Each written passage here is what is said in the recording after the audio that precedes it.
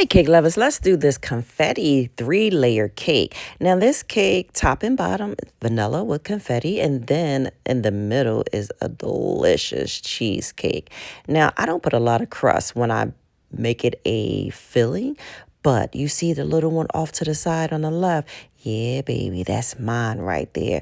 Cheesecake is my favorite cake of all time, but I'm not having sugar right now, so I had to freeze it for later. So back to the cake. I iced it and crumb coated like I would anything else.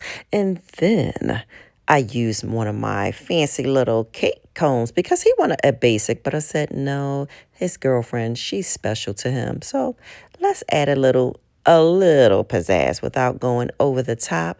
And that's what I did with periwinkle. He wanted purple. So once I smoothed it out, I said, okay, am I going to do a basic border on top?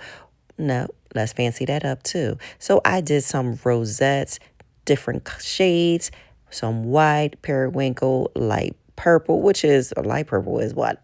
Lavender, lilac. I don't know the difference. But it all came out really cute. And let me tell you this, when it is time to write on your cake, practice, practice, practice. I've noticed that a lot of cake decorators do not write on cakes anymore. They use crickets and all of that, which is very pretty. However, I'm old school, so I still write.